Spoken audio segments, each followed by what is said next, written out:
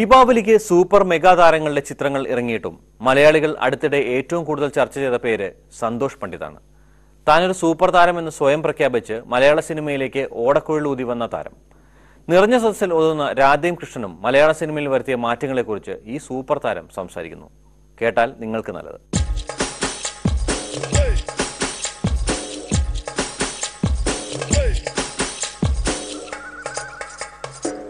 ഏഴാം അറിവ് ഇറങ്ങി, വേലായുധം ഇറങ്ങി, ഇത്തരം പിന്നെ ഷാറൂഖിന്റെ രാവൺ ഇറങ്ങി. ഒറ്റ മലയാള ചിത്രം ഇറങ്ങിയില്ല. രാധയും കൃഷ്ണനും മാത്രമേ ഇറങ്ങിയുള്ളൂ. അത് എന്ത് ധൈര്യത്തിലാണ് സിനിമ? ഞാൻ മനസ്സിലാക്കുന്നത്, നമുക്ക് ക്വാളിറ്റി ഉണ്ടെങ്കിൽ അത് ഇതല്ല 3 സിനിമയല്ല 30 സിനിമ ഇതേപോലത്തെ ഇതിലും വലിയ സൂപ്പർ സ്റ്റാറുകൾ ഇറങ്ങിയാലും നമ്മളുടെ സിനിമ നല്ലതാണെങ്കിൽ ജനങ്ങൾ ഇടിച്ച് കയറും. അത് ഞാൻ തെളിയിച്ച് കഴിഞ്ഞതുമാണ്. നമ്മൾ ഉദ്ദേശിക്കുന്ന കാര്യം ഒരു കറക്റ്റ് വേയിലൂടെ പുതിയൊരു മെസ്സേജോ ആണ് പോകുന്നതെങ്കിൽ തമിഴോ ഹിന്ദിയോ മലയാളം അതൊന്നും നമുക്കൊരു പ്രശ്നമല്ല. അതേപോലെ തന്നെ ഞാൻ ഒരു കാര്യം കൂടെ പറയാൻ ആഗ്രഹിച്ചാൽ, മലയാള സിനിമയിൽ ഒരു പ്രതിസന്ധിയുമില്ല. നിങ്ങൾ നല്ലൊരു സിനിമ കൊടുത്തു നോക്ക്, ആളുകൾ വന്നിരിക്കും. നിങ്ങൾ കണ്ടു തന്നെ തുടർച്ചയായിട്ട് ആളുകളെ പഴയ വീഞ്ഞ് പുതിയ കുപ്പിയിലാക്കി കൊടുക്കുമ്പോൾ ആളുകൾക്ക് ബോറടിക്കുന്നു. അത്രയേ ഉള്ളൂ. അതിന് ഏറ്റവും വലിയ തെളിവാണ് ഞാൻ പറയട്ടെ, ഏറ്റവും വലിയ തെളിവ്. ഇതിന്റെ അപ്പുറത്തെ ഒരു തെളിവ് പറയല്ല. എൻ്റെ 8 പാട്ടും ഇന്റർനെറ്റിൽ 10,000 പ്രാവശ്യം കണ്ടവനാണ് ഈ സിനിമ വീണ്ടും കാണുന്നത്. എൻ്റെ വിമർശകർ എന്നെ വിളിച്ചു പറഞ്ഞു, സന്തോഷ് സാറെ നിങ്ങളുടെ സോങ്ങിൽ ഞാൻ അയാളുടെ അഭിപ്രായമായിരുന്നു, മറ്റുള്ള സോങ്ങൊക്കെ ഒരുവിധം സഹിക്കാം എന്നാണ് യൂട്യൂബിൽ കണ്ടപ്പോൾ എനിക്ക് തോന്നിയത്. അംഗനവാടിയിലെ ടീച്ചർ എന്നുള്ളത് തീരെ പോരാന്നാണ് എനിക്ക് തോന്നിയത്.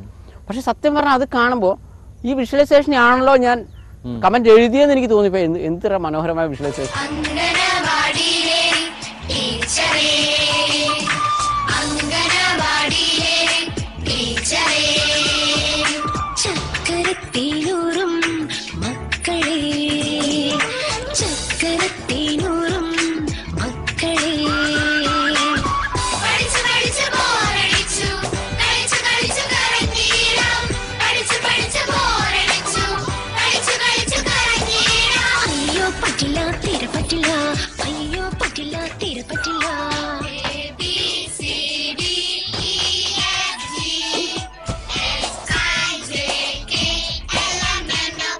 കണ്ണുവട്ടന്മാര് ആനേനെ വിളിക്കുമ്പോൾ ദയവ് ഇത് വിമർശിക്കരുത്. ഇങ്ങനെയല്ലേ വിമർശിക്കണ്ടേ? നിങ്ങൾ അതിൽ ഏതെങ്കിലും ചെറിയ സീനും കണ്ടു. അപ്പൊ ഈ വിമർശകരൊക്കെ ഒന്നിച്ചാണ് ഈ സിനിമ കാണാൻ പോകുന്നത്. കാരണം തിയേറ്ററിൽ മുഴുവൻ കൂവലാണെന്നാണ് പൊതുവെ എല്ലാവരും പറഞ്ഞു കിടക്കുന്നത്. അതിനിപ്പോ ആൾക്കാർ പറഞ്ഞു കിടക്കുന്നതായിരിക്കും.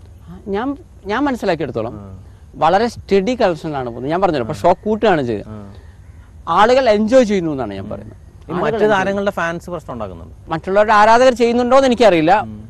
ഏതായാലും കുറച്ചുപേർ ബോധപൂർവം നിങ്ങൾ പറഞ്ഞതുപോലെ തുടക്കം മുതൽ ഒടുക്കം വരെയും ബഹളം ഉണ്ടാക്കാനും ഒരു ശ്രമം അവരെ വാഴ്ത്തുന്ന സിനിമയെ കുറിച്ച് അറിവില്ലാത്തവരായിരിക്കും ഇത്.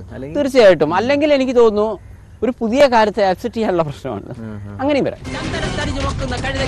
അതിന്റെ കനമേ അറിയൂ, ആ ചന്ദനത്തിന്റെ സുഗന്ധം അറിയില്ല. അതുകൊണ്ട് കാണാവുന്നല്ല, കണ്ടിരിക്കുന്നു പറ. അപ്പൊ നമ്മൾ ഇത്രയും കാലമുള്ള ഒരു സങ്കല്പമുണ്ട് ഏത് കാര്യത്തിലും. അതാണ് ഞാൻ പറഞ്ഞത്. എന്റെ ഒരു വിമർശനം, സങ്കല്പമാണ് പൊളിച്ചു പോണത്. സങ്കല്പം പൊളിഞ്ഞു. അപ്പൊ ആ സങ്കല്പം പൊളിയുമ്പോൾ അത് ഞാൻ പറഞ്ഞാൽ, നിങ്ങൾ പറഞ്ഞ ഫാൻസുകാർ ആര് ചെയ്യുന്നുണ്ടോ, ചിലപ്പോൾ അവരൊന്നും ചെയ്യുന്നില്ലെങ്കിൽ തന്നെയും ചിലപ്പോൾ ആളുകൾക്ക് തന്നെ അതൊരു ഇതെങ്ങനെ ആക്സെപ്റ്റ് ചെയ്യും.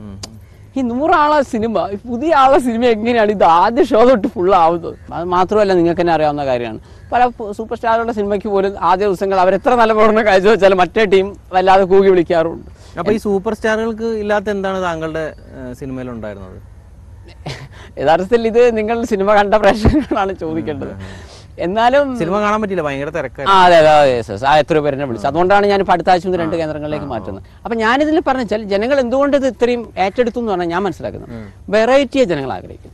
ഇപ്പൊ എന്റെ ഗാനങ്ങളെ വിമർശിച്ച ഒരു വിഭാഗം പറഞ്ഞാൽ അത് വളരെ പെട്ടെന്ന് ആൾക്ക് ക്യാച്ച് ചെയ്യും. ഇത് സിമ്പിളാണ്. ഒരു ഫസ്റ്റ് ലൈൻ കിട്ടിക്കഴിഞ്ഞാൽ ഞാൻ കയ്യിലായി 8 സരിഗമ പദനിസ അതിൽ ഒപ്പിച്ചു കഴിഞ്ഞാൽ അത് നിങ്ങൾക്ക് എന്റെ ഏത് സോങ് എടുത്താലും പക്ക അതേ ക്രാഫ്റ്റിംഗിൽ കംപ്ലീറ്റ് ചെയ്യും. അപ്പോ ദേഹിയില്ല, ദഹിക്കപ്പോൾ ദാഹമില്ല, സുഗന്ധമില്ല, സുഗന്ധിക്ക് ജീവനില്ല, രാത്രി ശിവരാത്രി, ഇനി എന്നും ശിവരാത്രി, ഇതെങ്ങനെയാണോ ഈ തുടക്കം ഇടുന്നത് അത് ഞാൻ 8 ഒപ്പിച്ചു കഴിഞ്ഞാൽ അതേ ഇതിൽ ഞാൻ കംപ്ലീറ്റ് ചെയ്യും.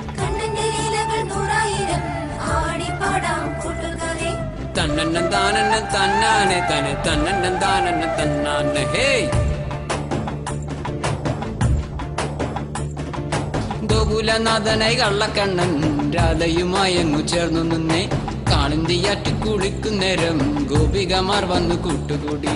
തന്നാനെ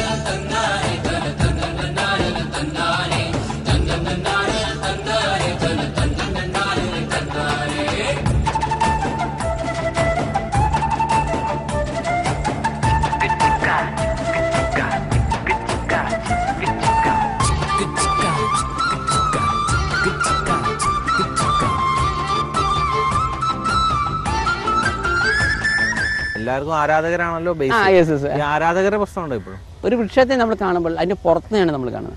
യഥാർത്ഥത്തിൽ അതിനെ താങ്ങി നിർത്തുന്ന അതിന്റെ അടിയിലുള്ള വേരുകളാണ്. അതേപോലെ ഫാൻസാണ് നമ്മളെ വേരുകൾ. ആർക്ക് വേണ്ടിയാണ് താങ്കൾ ഈ സിനിമ ചെയ്തത്? ഞാൻ ആർക്ക് വേണ്ടി എന്നൊന്നുമില്ല. എന്നെ സംബന്ധിച്ചിടത്തോളം നമുക്ക് ബുദ്ധിപൂർവ്വം എന്തെങ്കിലും ചെയ്യാൻ പറ്റുന്ന കാര്യം എന്താ ഞാൻ വിചാരിച്ചില്ല. ഞാൻ എൻ്റെ ഒരു ജോലി എന്ന രീതിയിൽ ഞാൻ വിചാരിച്ചു. ഫിലിം ഡയറക്ടർ എന്ന് പറഞ്ഞാൽ ഞങ്ങൾക്ക് സമസ്ത മേഖലയെ അറിഞ്ഞിരിക്കണം.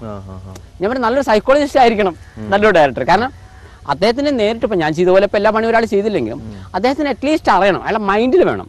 ഒരു ഗായകനല്ല ഒരു ഗായിക, ആരും എഴുതുന്ന ഒരു പാട്ട്, അയാൾക്ക് ചിലപ്പോൾ ആ പാട്ട് ഒരു ഇഷ്ടം ഉണ്ടാവില്ല, പൈസ കിട്ടുമല്ലോ, എന്ത് ചെയ്യാൻ പാടില്ല. ഒരു നടൻ, വേറെ വഴിയില്ല. അതുകൊണ്ടാണ് എല്ലാം ഏറ്റെടുത്തത് അല്ലേ? പാട്ടും അല്ല, അതുകൊണ്ടാണ് ഞാൻ ഡയറക്ഷനിലേക്ക് ഞാൻ തിരിഞ്ഞത്. കാരണം ഡയറക്ടർക്ക് ഒരു സ്വാതന്ത്ര്യം ഉണ്ടെന്ന് ഞാൻ പറഞ്ഞു. ശരിയാ. മറ്റിപ്പോ ഒരു ഗായകൻ പറയും ഞാൻ ഇഷ്ടപ്പെട്ട പാട്ടേ പാടുന്നു. അങ്ങനെ എല്ലാ സംവിധായകരും തുടങ്ങി ആരും അഭിനയിക്കാൻ പറ്റൂലല്ലോ. അല്ല, ഞാൻ പറഞ്ഞു പോകേണ്ടതല്ല, ഒരു സംവിധായകൻ അത് പറ്റുമെന്നാണ് പറഞ്ഞത്. ഏറെക്കുറെ അയാൾ വിചാരിക്കുന്ന ഗായകരെ കൊണ്ട് പാടിപ്പിക്കാം, കുറെ സ്വാതന്ത്ര്യമുണ്ട്. അതുകൊണ്ടാണ് ഞാൻ ഈ പണിയിലേക്ക് വന്നത്. പിന്നെ ബാക്കിയുള്ള ജോലികൾ ചെയ്തെന്ന് എനിക്ക് തോന്നി എനിക്ക് ചെയ്യാവുന്ന ജോലികളേ ഉള്ളൂ എന്ന് തോന്നിയിട്ട് ഞാൻ ചെയ്തു. അത് വേറെ വിഷയം. അയ്യോ സാർ, ഞാൻ അത്യാവശ്യമായി തിയേറ്റർ വരെ ഒന്ന് പോവുകയാണ്. ആരാണ് ഇത്ര സീരിയസ് ആയി ഓപ്പറേഷൻ തിയേറ്ററിൽ കിടക്കുന്നത്?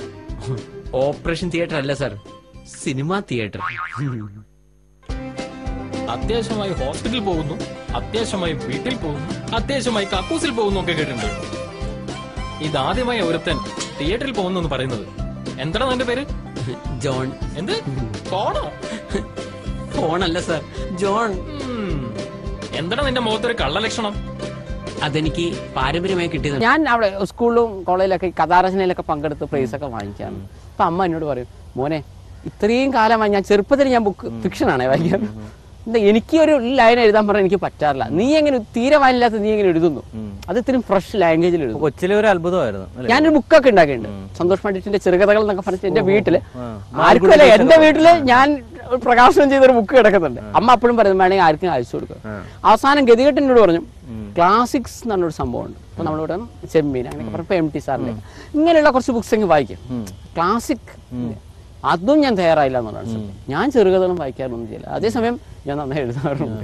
ഒരു പട്ടിക്ക് അതിന്റെ വാല് കൊണ്ട് നാണം മറയ്ക്കാനാകില്ല. നീ വലിയവനാകാം എന്ന് കരുതി ഞാൻ ചെറിയവനാണെന്നുള്ള അർത്ഥമില്ല. ഒരുപാട് വിമർശനങ്ങളാണ് താങ്കൾ കൂടുതലും കേട്ടത്. ഇതിന്റെ ഇത്രയും വിമർശനം കേട്ടിട്ട് താങ്കൾ ഇതൊക്കെ പോരാടി നിൽക്കുന്നത് എങ്ങനെ? ഞാൻ പറഞ്ഞല്ലോ, ഇവിടെ ഒരു പോരാട്ടത്തിന്റെ ഒന്നിന്റെ ആവശ്യമില്ല. എനിക്ക് നേരത്തെ അറിയാം അവർക്ക് കാര്യം എന്താണെന്ന് മനസ്സിലായിട്ടില്ല. ഇപ്പൊ തന്നെ നിങ്ങൾക്ക് അറിയാൻ പറ്റും, സിനിമ കണ്ടവർക്ക് അങ്ങനെ വിമർശനം ഉണ്ടോ? സിനിമ കണ്ടിറങ്ങിയ ഒരാൾക്ക് അങ്ങനത്തെ പ്രശ്നമുണ്ടോ? ആർക്കും വലിയ പ്രശ്നമില്ല. സിനിമ കാണാത്തവർക്കല്ലേ വിമർശനം വരുന്നത്. ഈ കാര്യം ഈ ലോകത്ത് ആധികാരികമായിട്ട് എനിക്കേ പറയാൻ പറ്റൂ.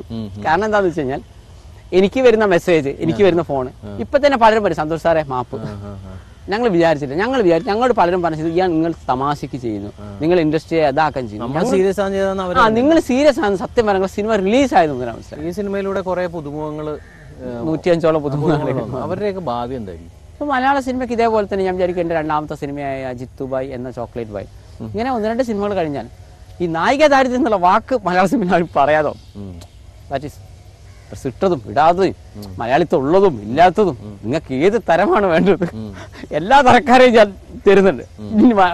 സിനിമ നായിക ദാരിദ്ര്യം എന്ന് പറയരുത്. അടുത്ത പടത്തിന് വേണ്ടിയുള്ള കാസ്റ്റിംഗ് ഒക്കെ തുടങ്ങി കഴിഞ്ഞാൽ ഓൾമോസ്റ്റ് നായകനാരായിരിക്കും? നായകൻ ഞാൻ തന്നെയാണ്. തൽക്കാലം ആർക്കും വിട്ടുകൊടുക്കുന്നില്ല. വേറൊരു സിനിമ ലാലേട്ടനെ വെച്ച് ചെയ്യണം എനിക്ക് ആഗ്രഹം. ലാലേട്ടൻ വരുന്ന പടത്തിൽ ആരായിരിക്കും നായകൻ? അല്ല, ലാലേട്ടനെ വെച്ച് ചെയ്യണമെന്നുണ്ടത്. എനിക്ക് ഡയറക്ടർ, ഞാൻ പറഞ്ഞല്ലോ എന്റെ ബേസിക് എന്താ വെച്ച് കഴിഞ്ഞാൽ ഡയറക്ഷൻ എന്ത് വിട്ടാലും കഴിഞ്ഞിട്ട് ഡയറക്ഷൻ വിടാതെ നോക്കുകയെന്നല്ല. കാരണം ഞാൻ അതാണ് ബുദ്ധി വേണ്ടത്. ബാക്കിയുള്ളതിൽ ഒരു സ്ക്രിപ്റ്റ് റൈറ്റർ എഴുതി കൊടുത്തു, അയാൾ പോയി. അപ്പൊ അഭിനയിക്കുന്നതിന് ബുദ്ധി വേണ്ടെന്നാണോ? ബുദ്ധി വേണ്ടെന്നല്ല ഞാൻ പറഞ്ഞു, ക്രിയേറ്റീവായിട്ട് അവർക്കൊന്നും ചെയ്യാൻ പറ്റും. ഞാൻ പറയട്ടെ, എനിക്കിപ്പോൾ ഒരു ഹിസ്റ്റോറിക്കൽ ക്യാരക്ടറിന് അഭിനയിക്കണം എന്നുണ്ട്. ഞാൻ ഇവിടുത്തെ സൂപ്പർ സ്റ്റാറാണ്, പക്ഷെ എനിക്ക് വരുന്ന ഒരാൾ അങ്ങനെ എനിക്ക് റോള് തരുന്നില്ലെങ്കിൽ അതാണ് ഈ താരപരിവേഷത്തിന്റെ പ്രശ്നം. ഇതാണ് ഇതിന്റെ പ്രശ്നം. അതാണ് ഞാൻ പറഞ്ഞത്. പക്ഷേ ഈ യൂട്യൂബ് ഇല്ലായിരുന്നെങ്കിൽ ഈ സിനിമ എവിടെ ചെന്ന് അവസാനിച്ചാണ്? യൂട്യൂബ് ഇല്ലെങ്കിലും ഈ സിനിമ നല്ല ഹിറ്റാവും, പക്ഷേ അതിന്റെ രീതിയിൽ വ്യത്യാസം വരും. ഈ കമേഴ്ഷ്യൽ അല്ലെങ്കിൽ സമാന്തര ചിത്രങ്ങൾ ചെയ്യുന്നവർക്ക് എപ്പോഴും ഒരു അവാർഡ് മോഹം ഉണ്ടാവും. ഈ ചിത്രത്തെ എന്തെങ്കിലും ദേശീയ സംസ്ഥാന അവാർഡ് അങ്ങനെ എന്തെങ്കിലും മോഹിച്ചിരുന്നോ? കുറയ്ക്കല്ലേ, നമ്മൾ വല്ല ഓസ്കാർ കിട്ടിയാൽ അതായി ഇതിലല്ലേ നിൽക്കുന്നത്. നമുക്ക് പിന്നെ ഐറ്റാ ചാടിയൊന്നുമില്ല. നമ്മൾ സംസ്ഥാന വാങ്ങുമോ ദേശീയ വാങ്ങുന്നില്ല, ഓസ്കാർ കിട്ടിയാൽ നമ്മൾ വാങ്ങിക്കും. അതിനൊന്നും പ്രശ്നമൊന്നുമില്ല, അമ്മാര് ചാടിയൊന്നുമില്ല. അതുപോലെ നമ്മൾ ഈ പുതിയ നടിമാരെ കൂടി അഭിനയിക്കുന്നൊന്നുമില്ല. നമുക്ക് പൈസ അതിന്റെ കൂടെ ആയാലും നമ്മൾ റെഡിയാണ്.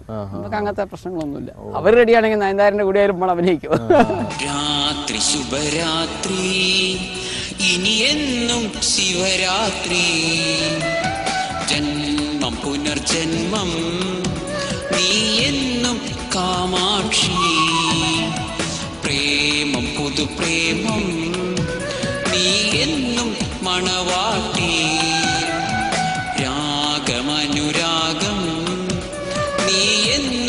അനുരാഗി.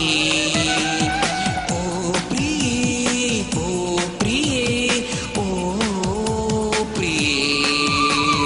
എനിക്ക് കഴിവുണ്ട്, അതില്ലാത്തവനൊക്കെ ഒന്നിനും കൊള്ളാത്തവരും അവനിട്ട് പാരപണിത അടങ്ങും എന്നൊന്നും വാശിയൊന്നും വെക്കേണ്ട കാര്യമൊന്നുമില്ല. നമ്മൾ സാധാരണമായി ജീവിക്കുകയാണെങ്കിൽ തന്നെ ദൈവം നമുക്കെല്ലാം തരും. പിന്നെ ഞാൻ അവർക്കൊരു തുടക്കം കൊടുത്തു. നിങ്ങൾ ആലോചിച്ച് നോക്കും, ജീവിതകാലം മുഴുവൻ എനിക്ക് എല്ലാവർക്കും ഇങ്ങനെ ചാൻസ് കൊടുത്തുകൊണ്ടിരിക്കാൻ പറ്റില്ല. ബാക്കി അവനവന്റെ സ്മാർട്ട്നെസ് ആണ്. വേറെ ആരെങ്കിലും പോയി കാണുക. ഇനിയിപ്പോ ധൈര്യത്തിൽ പറയാലോ, സാർ ഞാൻ കൃഷ്ണരാധയിൽ അഭിനയിച്ചു, ഞാൻ വില്ലനായിരുന്നു, ഞാൻ കോമഡിയനായിരുന്നു, പറഞ്ഞു വാങ്ങിക്കുക. അല്ലാതെ ഇപ്പൊ ഇത് ജീവിതകാലം മുഴുവൻ എന്റെ എല്ലാ സിനിമയിലും അഭിനയിക്കാന്നുള്ള അങ്ങനെ വിചാരിക്കരുത്. മറ്റുള്ളവരുടെ സിനിമ നോക്കും. അപ്പോൾ താങ്കളുടെ അഭിപ്രായത്തിൽ ഒരു നല്ല സിനിമ എന്താണ്? ഞാൻ മനസ്സിലാക്കുന്നത് നല്ല സിനിമ എന്ന് പറയുമ്പോൾ ഒരു കലാകാരൻ്റെ ധർമ്മം എന്ന് പറയുന്നത് മറ്റുള്ളവരെ എൻ്റർടൈൻ ചെയ്യിക്കുക എന്നുള്ളതാണ്. എന്തും നിങ്ങൾ ഏത് തരം കലാകാരനായാലും കുഴപ്പമില്ല. നിങ്ങളൊരു കാര്യം തുടങ്ങി അത് അവസാനിക്കുന്ന ഒരാൾ കണ്ടിരുന്നാൽ നിങ്ങളെ വിജയമാണ്.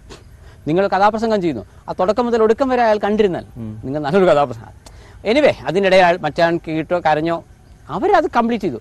ഞാനൊരു സിനിമ ചെയ്തു തുടക്കം മുതൽ ഒടുക്കം വരെ നിങ്ങളത് കണ്ടിരുന്നുവെങ്കിൽ തന്നെ എൻ്റെ വിജയമാണ്. അപ്പോൾ താങ്കളുടെ ഭാവി പരിപാടി എന്താണ്? ഈ സിനിമയെ തന്നെ തുടരാനാണോ പരിപാടി? പ്രേക്ഷകർ എന്താണ് പ്രതീക്ഷിക്കേണ്ടത്? തീർച്ചയായിട്ടും ഞാൻ സിനിമയിൽ തന്നെ തുടരാനാണ് വിചാരിക്കുന്നത്. എൻ്റെ രണ്ടാമത്തെ സിനിമ ജിത്തുബായ് എന്ന ചോക്ലേറ്റ് ബായ് എത്രയും പെട്ടെന്ന് തുടങ്ങണമെന്നുണ്ട്. പക്ഷേ എന്ത് ചെയ്യും, എല്ലാ പണിയും ഞാൻ തന്നെ ചെയ്യുന്നതുകൊണ്ടാണ്.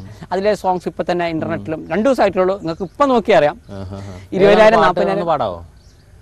ജിത്തുബായ് എന്ന ചോക്ലേറ്റ് ബായ്. ഓക്കെ, ഇംഗ്ലീഷാണ്. Music is the name of love, love. Puppy, your name is love, love. Kissing is the part of love, love. Marrying is the result of love, love. You are my Jackson, Michael Jackson. You are my lover, crazy lover. Music is the name of love, love. Puppy, your name is love, love. കൊള്ളാം. എല്ലാ ടൈപ്പും ഞാൻ 8 പാട്ടുണ്ട് പതിവ് പോലെ തന്നെ. ഈശോയുടെ episode ഞങ്ങളുടെ വെബ്സൈറ്റായ www.manoramanews.com/ഈശോയിൽ ലഭ്യമാണ്. ഈശോ വീണ്ടും അടുത്ത ആഴ്ച. നമസ്കാരം.